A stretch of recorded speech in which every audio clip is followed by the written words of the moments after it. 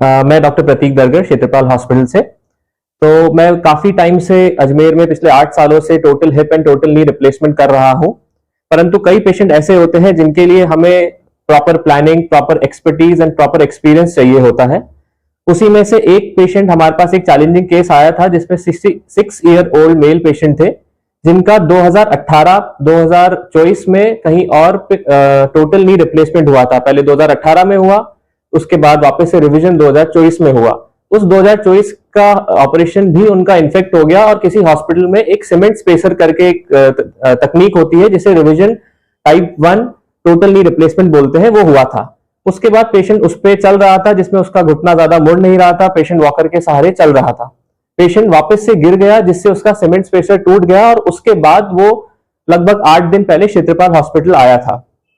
इस तरीके का पेशेंट चैलेंजिंग इसलिए है क्योंकि इसमें ना सिर्फ ऑपरेशन करना इंपॉर्टेंट है, इसके अंदर सबसे पहले रिलेटिव्स को, उनके पेशेंट को ये समझाना जरूरी है कि अब ये सर्जरी कितनी कॉम्प्लिकेटेड हो गई है, अब इसके अंदर हमें क्या क्या और करना है जिसकी वजह से इनका पैर का कटने का चांस रहता है या पैर के अंदर मूवमेंट नहीं आए, और बहुत सारे अलग तरीके के कॉम्प्लिकेशंस होते हैं जैसे फाइब्रोसिस वगैरह।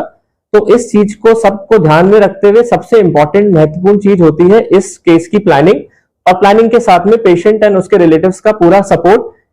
तो हमने पूरा पेशेंट को काउंसिल करके, पेशेंट ने हमें कंसेंट दिया, उसके बाद हमने प्लानिंग करा जिसके अंदर हमने एक रोटेटिंग हिंज नी प्रोस्थेसिस करके इम्प्लांट आता है जिसके माध्यम से हमने उसके घुटने का हड्डी जो है, जो ऊपर की जांग की हड्डी है और जो नीचे की हड्डी है, उन दोनों को बचाया और वापस से एक नया रिविजन टोटल नी इम्प्लांट जो है हमने उसके घुटने में लगाया। इसमें सिर्फ इम्प्लांट लगाना इंपॉर्टेंट नहीं था, इम्प्लांट लगाने के बाद पेशेंट का मूवमेंट आना चाहिए, पेशेंट खड़ा होना चाहिए, पेशेंट की स्थिति पहले से बेहतर होनी चाहिए।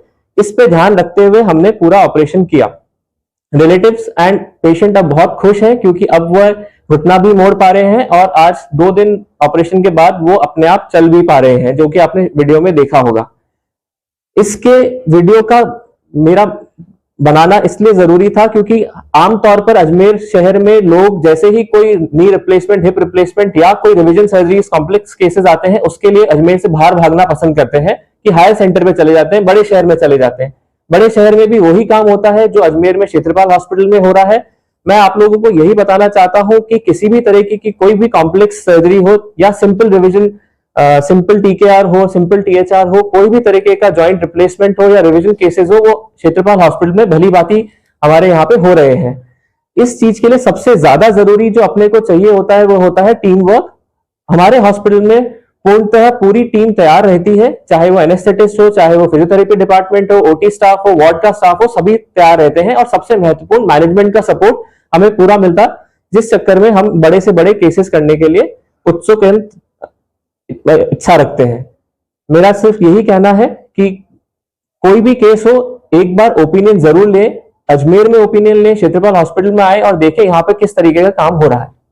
पेशेंट की जो एज है कि पेशेंट 60 पेशेंट क्या है 66 ईयर ओल्ड था। और आप सोचिए किसी भी सर्जरी अगर 4 बार हो रखी है तो पेशेंट के रिलेटिव एवं पेशेंट खुद कितना परेशान होता है, साथ में शुगर की बीमारी, बीपी की बीमारी, ये सारी बीमारियां रहती है। तो यहाँ पे एक अच्छा आईसीयू सेटअप है, इसलिए पेशेंट को भी हिम्मत आती है कि यहाँ पे ऑपरेशन करा सकते हैं। प्लस जो मॉड्यूलर ऑपरेशन थिएटर है उसके अंदर ऑपरेशन करना बड़ा ही आसान रहता है और थोड़े ही दिनों में हो सकता है जल्द ही हम यहाँ पे रोबोट की तकनीक से भी अजमेर के अंदर क्षेत्रपाल हॉस्पिटल में हम total knee and total hip replacement करना चालू करेंगे।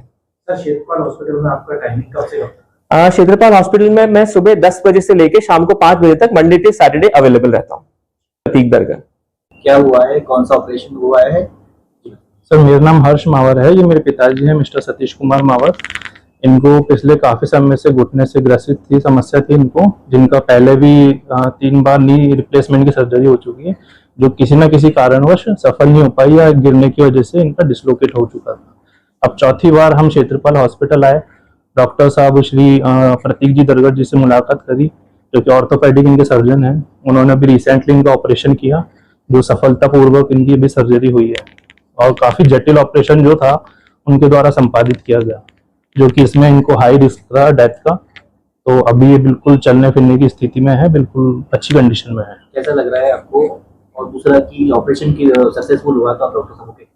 डॉक्टर साहब को सबसे पहले धन्यवाद ही देना चाहूंगा मैं, और इससे भी अगर ऊपर कुछ उनको रैंक में दे सकता हूँ तो वो जरूर दे के जाऊंगा हॉस्पिटल में फीडबैक फॉर्म में। और बाकी फादर को भी कंफर्ट महसूस हो रहा है, अच्छा लग रहा है इनको, चलने में भी वॉकिंग में अभी कोई हाल फिलहाल दिक्कत नहीं है, और आगे भी शायद नहीं आएगी इनको, ऐसा मेरे को प्रतीत होता है। तो डॉक्टर प्रतीक जी दरगर जी को मैं बहुत बहुत धन्यवाद देना चाहूंगा। शुक्रिया।